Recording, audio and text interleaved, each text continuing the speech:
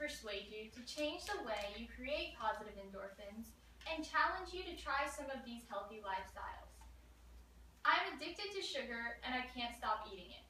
Recently, however, I have been challenging myself to eat less processed sugar while running daily. At first it sucked.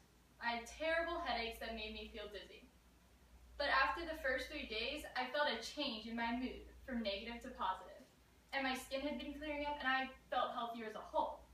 I want to be healthy now. Before, when I filled myself with processed sugars, I thought I was making myself feel better. But now I realize it actually makes me feel sick and I look sick. I would like to persuade you all today to try and reduce the amount of sugar you intake every day, because I will show you that there are healthier ways to create these endorphins. You can cure your mind of depression, you can increase your ability to focus, and you can increase your motivation in everyday tasks by these 3 healthy creators. The first is running, the second is laughing, and the third is falling in love. If more people reduced the amount of sugar they took in, they would think more clearly and reduce the chances of addiction, if not already addicted. Vendriskello, in his article on sugar overconsumption, says, more specifically, the intake of sugar or sweetened foods may elicit food-seeking behaviors, binging, escalation of intake, sensitization, cross-sensitization to psychostimulants and opioids, and even withdrawal symptoms. There are studies on different ways to substitute for the sugar cravings that everyone has, whether they are aware of it or not. Sugar has been known to create these negative effects on a person's behavior and mood, sometimes leading to depression because of lack of thinking clearly. One way studies have shown to decrease and counter work against these negative endorphins is running.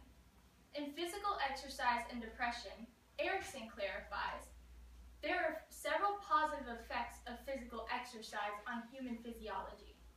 It has documented effects in preventing obesity, cardiovascular disease, and high blood pressure.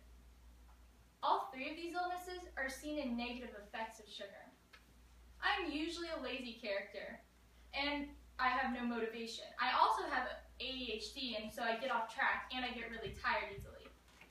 I've been running almost every day for 2 weeks now, and I have seen a boost in my energy, causing me to be a positive person around my friends and family.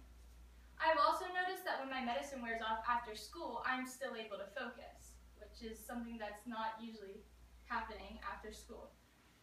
However, running isn't the only way to create healthier endorphins.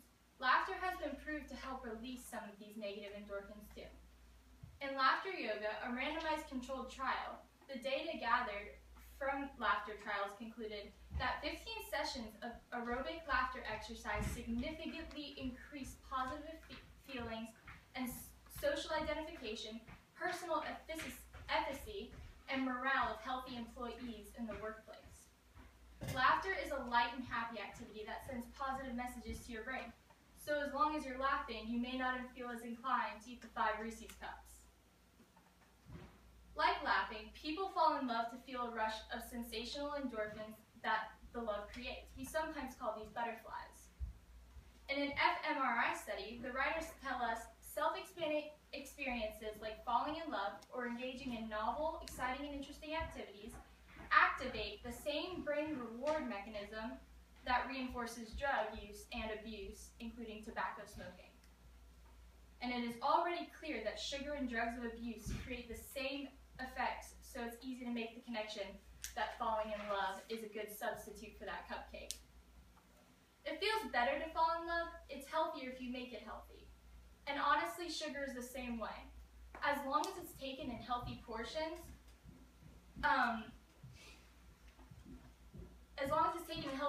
like having 1 dessert a week instead of 3 desserts a day, then it will do little to no harm at all.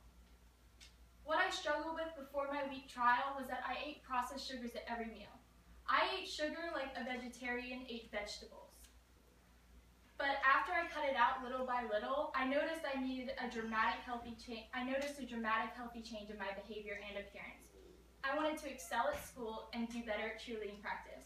And what I realize now is that Reese's Cups don't make me feel better at all. I printed out charts for all of you.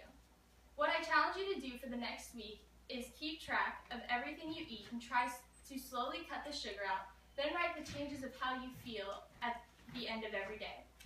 Also, maybe try to substitute the processed sugar for something more healthy, like running, laughing, or falling in love.